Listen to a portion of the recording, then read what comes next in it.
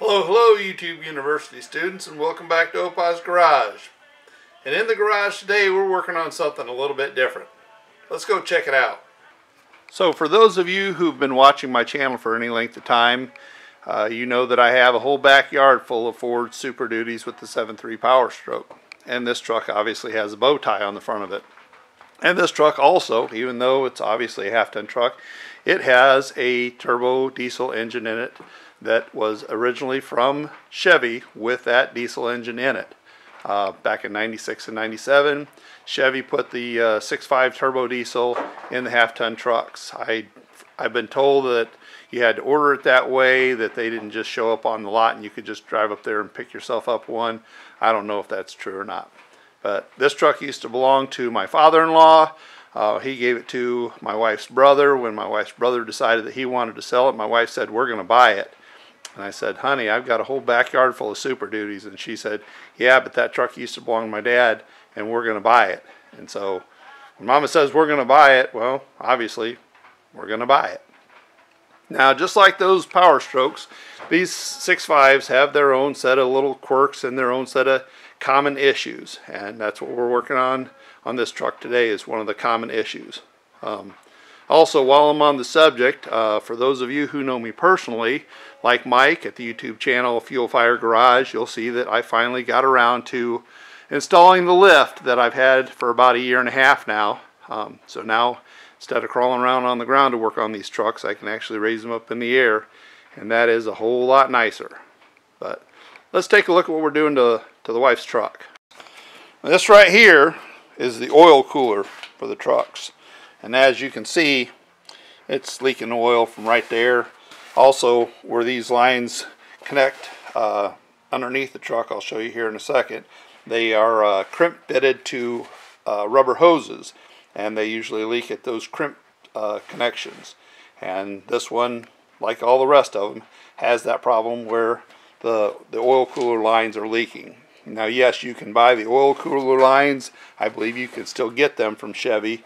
I don't know how much they are, but you usually get 1 year or 2 out of them, and then they start leaking also. And so I got on the interweb and did some research and found a company called Leroy Diesel that makes this oil cooler here, and then he also makes steel braided lines.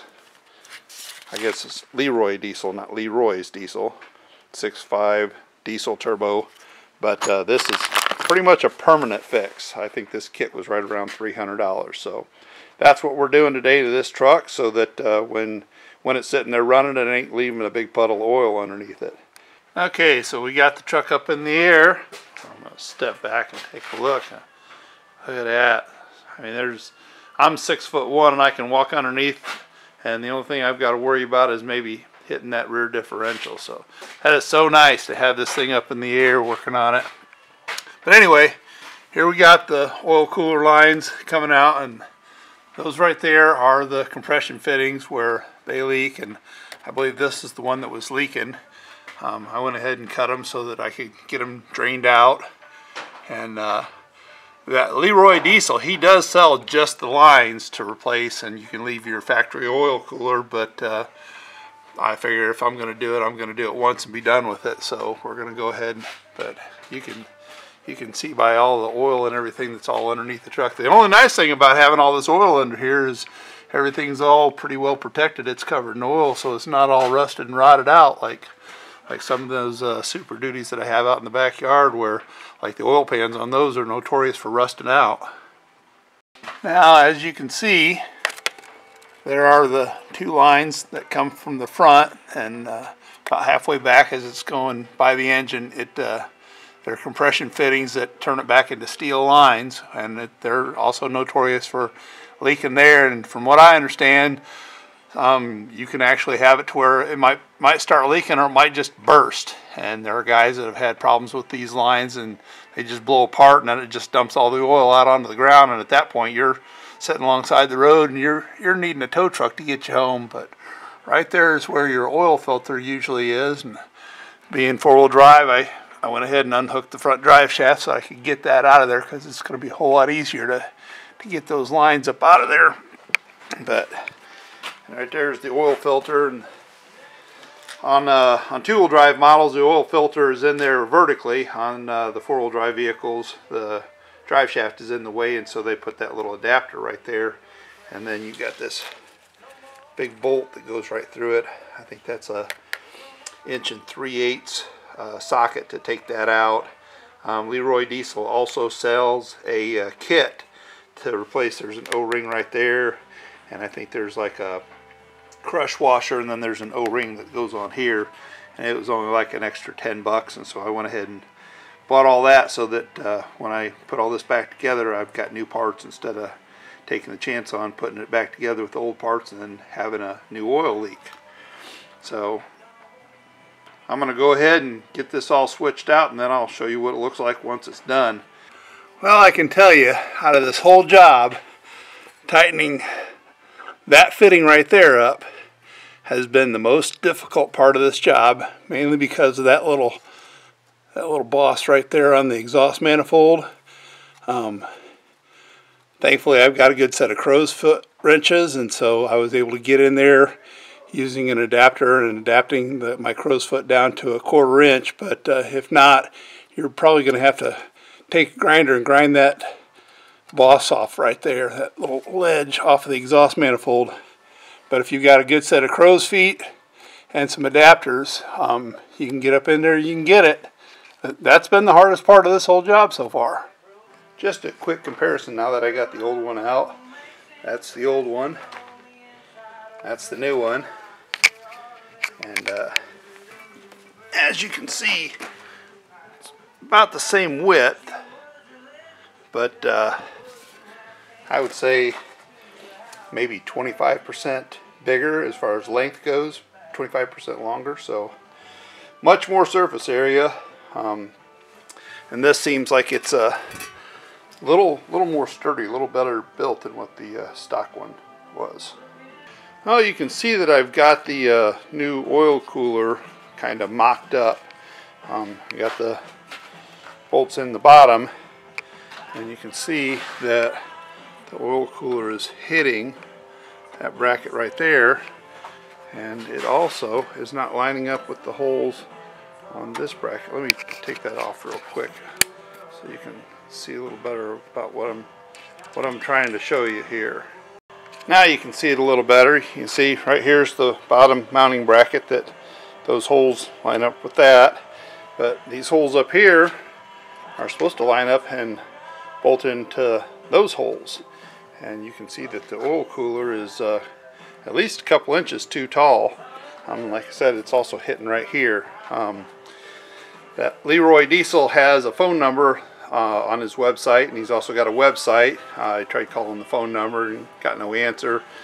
Sent him some pictures of this situation, and I did all that last night. Still haven't got a reply, but today is Sunday and everybody's got a life, and so not going to dwell on it. I'm just going to go ahead and probably modify that bracket right there to where it can line up, and the top of that oil cooler can bolt up to it. And I don't know if I can move the brackets over or drill new holes, or if I'm going to have to cut a piece of this off. But one way or another, we're going to proceed. We're going to make it happen.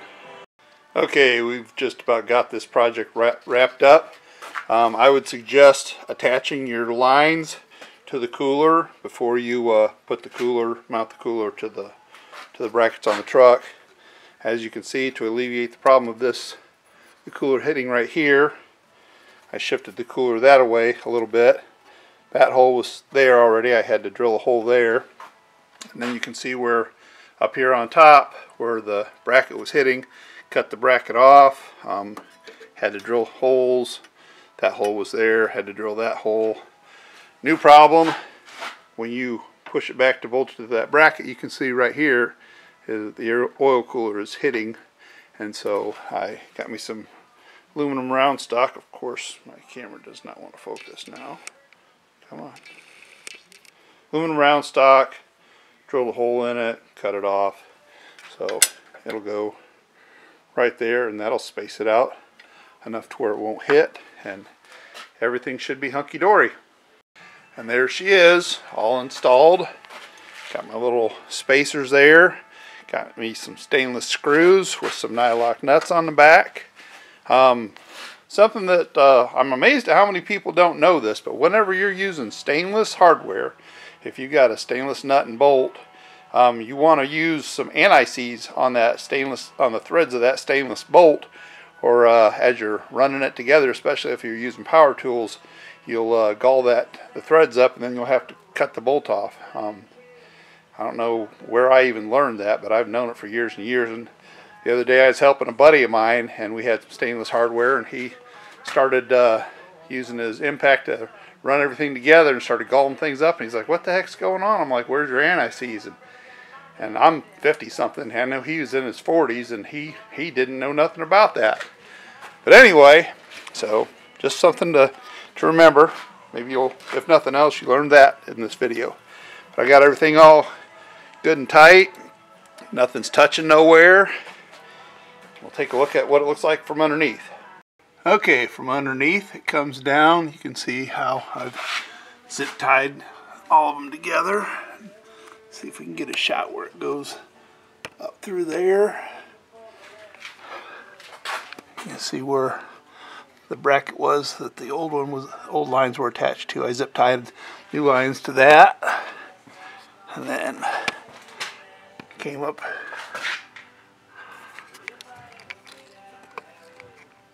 and everything's all zip tied up. Of course, while I had everything all opened up, I went ahead and changed the oil, put a new filter on it. So the only thing left to do is to fire it up and check for leaks, and then put everything all back on the truck, and she's ready to run down the road. So that's going to conclude this video. Until next time, keep living your best life and get on out in the garage and fix something, especially if it's something that Mama wants you to fix.